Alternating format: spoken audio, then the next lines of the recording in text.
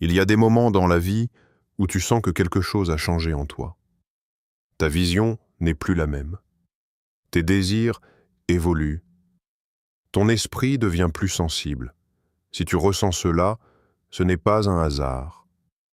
C'est souvent le signe que Dieu t'a mis à part, qu'il t'a oint pour une mission particulière. Mais attention, cette onction attire aussi des oppositions. Tout le monde ne pourra pas marcher avec toi dans cette nouvelle dimension. Certaines personnes, même proches, peuvent devenir des obstacles invisibles à ton élévation spirituelle. Dans cette vidéo, je vais te révéler 3 types de personnes que tu dois absolument éviter si tu es oint par Dieu, afin de protéger ta destinée. Reste jusqu'à la fin, car le 3e point est le plus dangereux. 1. Les personnes qui minimisent ton appel. Lorsque Dieu dépose une onction sur ta vie, il y a un changement intérieur profond qui s'opère. Tu ne vois plus les choses de la même manière. Tes priorités évoluent. Là où tu cherchais autrefois la validation des hommes, tu commences à rechercher la direction de Dieu. Mais ce changement ne sera pas compris par tout le monde. Certaines personnes autour de toi vont commencer à minimiser ce que tu vis. Elles ne le feront pas toujours de manière directe ou agressive. Parfois, cela se manifeste de façon subtile. Des remarques comme « tu prends ça trop au sérieux »,« tu changes trop » ou encore « reste simple, ne va pas trop loin dans ces choses ». À première vue, cela peut sembler anodin. Mais en réalité, ces paroles ont un impact spirituel profond. Ces personnes parlent selon leur niveau de compréhension. Elles n'ont pas accès à ce que Dieu t'a révélé. Elles jugent ton appel avec une vision limitée, souvent charnelle. Et si tu n'es pas vigilant, leurs paroles peuvent commencer à semer le doute dans ton esprit. Tu peux te surprendre à te poser des questions. Et si j'exagérais? Et si ce que je ressens n'était pas vraiment de Dieu? C'est exactement là que réside le danger. L'ennemi n'a pas toujours besoin de t'attaquer directement. Parfois, il utilise l'environnement autour de toi pour affaiblir ta conviction. La Bible nous dit dans 1 Corinthiens 2,14 « L'homme naturel ne reçoit pas les choses de l'Esprit de Dieu, car elles sont une folie pour lui. » Cela signifie que les réalités spirituelles que tu vis peuvent te paraître absurdes aux yeux de ceux qui ne sont pas connectés à Dieu. Même dans la Bible, plusieurs hommes de Dieu ont été incompris par leur entourage. Leur appel était réel, mais il était rejeté par ceux qui ne pouvaient pas le discerner. Le problème, ce n'est pas seulement qu'on ne te comprenne pas, c'est quand tu commences à toi-même douter de ce que Dieu t'a dit.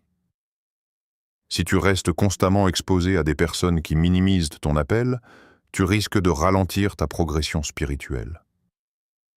Tu peux même finir par étouffer ce que Dieu a commencé en toi, juste pour rester accepté par ton entourage. Mais rappelle-toi ceci, ce que Dieu a déposé en toi n'a pas besoin de l'approbation des hommes pour être réel. Il est donc essentiel de faire preuve de discernement. Tu n'es pas obligé de couper tout le monde, mais tu dois apprendre à filtrer les voix que tu autorises à influencer ton cœur. Entoure-toi de personnes qui reconnaissent la main de Dieu dans ta vie. Des personnes qui t'encouragent à aller plus loin, qui respectent ton engagement spirituel et qui nourrissent ta foi.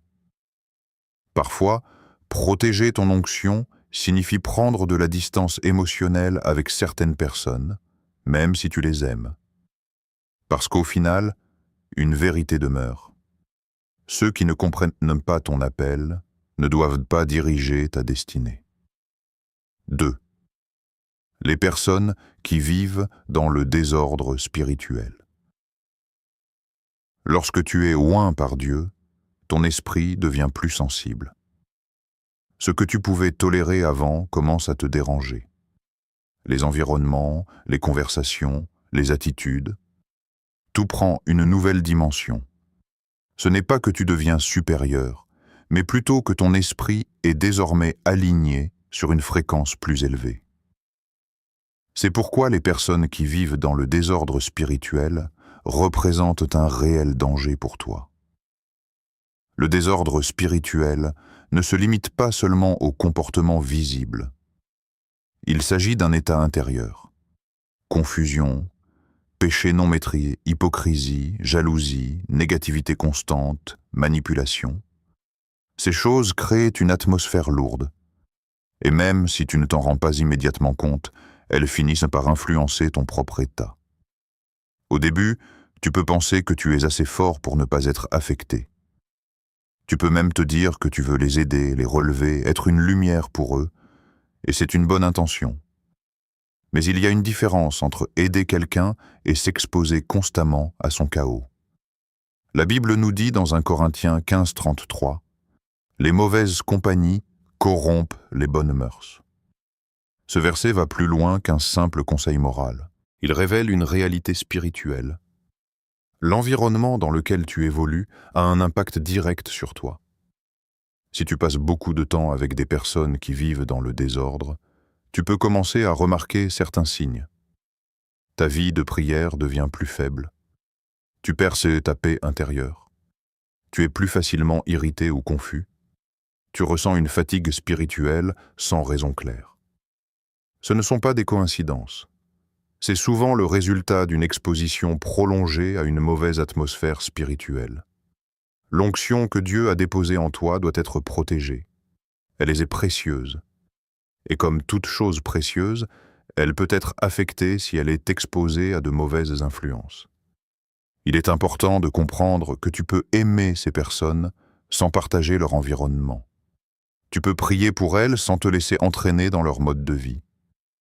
Jésus lui-même était entouré de pécheurs, mais il ne vivait pas dans leur désordre. Le problème n'est pas d'être en contact, c'est de devenir influencé. Tu dois apprendre à poser des limites émotionnelles, spirituelles et parfois même physiques, parce que tout le monde n'a pas accès au même niveau de proximité avec toi. Conseil. Observe ce que certaines relations produisent en toi. Si après avoir passé du temps avec quelqu'un, tu te sens vidé, confus ou éloigné de Dieu, ce n'est pas anodin. C'est un signal. Protéger ton onction, c'est aussi protéger ton environnement. Parce qu'une vérité reste constante. Tu ne peux pas grandir spirituellement dans un environnement qui tire constamment vers le bas. 3. Les personnes qui sont jalouses de ton onction. C'est sans doute le type de personne le plus dangereux, parce qu'il est le plus difficile à discerner. Les personnes jalouses de ton onction ne se présentent pas toujours comme des ennemis. Au contraire, elles peuvent être proches de toi. Elles peuvent rire avec toi, te soutenir en apparence et même te donner des conseils. Mais au fond, quelque chose en elles est dérangé par ce que Dieu fait dans ta vie. Pourquoi? Parce que ton élévation révèle leur stagnation. Lorsque Dieu commence à t'élever, cela crée une réaction chez certaines personnes. Ceux qui ont un cœur pur vont se réjouir avec toi. Mais ceux qui sont blessés intérieurement, insatisfaits ou en compétition silencieuse peuvent développer une jalousie cachée. Cette jalousie ne se manifeste pas toujours de manière évidente. Elle est souvent subtile, stratégique même. Elle peut apparaître sous forme de critiques déguisées en conseils, remarques passives agressives, manque de soutien dans les moments clés, silence quand tu progresses, mais présence quand tu échoues. La Bible nous dit dans Proverbe 27:4 « La jalousie est plus cruelle que la colère. » Pourquoi? Parce qu'elle agit souvent dans l'ombre. Elle ne se montre pas directement, mais elle travaille en profondeur. Une personne jalouse peut inconsciemment ou consciemment chercher à te ralentir. Elle peut semer le doute en toi, te décourager subtilement ou minimiser tes avancées. Et le pire, c'est que si tu ne discernes pas cela, tu peux continuer à lui faire confiance, pendant qu'elle affaiblit ton élan. Spirituellement, la jalousie est dangereuse parce qu'elle ouvre la porte à des intentions négatives. Ce n'est pas toujours visible, mais cela peut affecter ton énergie, ta motivation et même ta direction. C'est pourquoi tu dois apprendre à observer les fruits, pas seulement les paroles. Quelqu'un peut dire « Je suis heureux pour toi », mais ses actions racontent une autre histoire. Une personne qui célèbre réellement ton onction va t'encourager, te soutenir et se réjouir sincèrement de ta croissance. Elle ne sera pas en compétition avec toi. Conseil. Sois attentif aux incohérences. Si quelqu'un semble heureux pour toi en surface, mais que son comportement te freine ou te met mal à l'aise, prends du recul. Tu n'as pas besoin de confrontation dans tous les cas, mais tu as besoin de discernement. Parfois, protéger ton onction signifie réduire l'accès de certaines personnes à ta vie, même si elles font partie de ton cercle proche. Parce qu'au final, une réalité spirituelle demeure. Tout le monde ne veut pas te voir devenir ce que Dieu a prévu pour toi. Être oint par Dieu est une bénédiction, mais c'est aussi une responsabilité. Tu ne peux pas marcher avec tout le monde si tu veux aller là où Dieu t'appelle. Les personnes qui minimisent ton appel, celles qui vivent dans le désordre spirituel et celles qui sont jalouses de ton onction peuvent devenir des freins puissants dans ta vie. Ce n'est pas une question de haine ou de rejet, c'est une question de discernement. Tu dois apprendre à protéger ce que Dieu a déposé en toi. Parfois, l'élévation demande des séparations. Et même si cela peut être difficile, c'est souvent nécessaire pour entrer pleinement dans ta destinée. Si ce message t'a parlé, écris en commentaire « Je protège mon onction »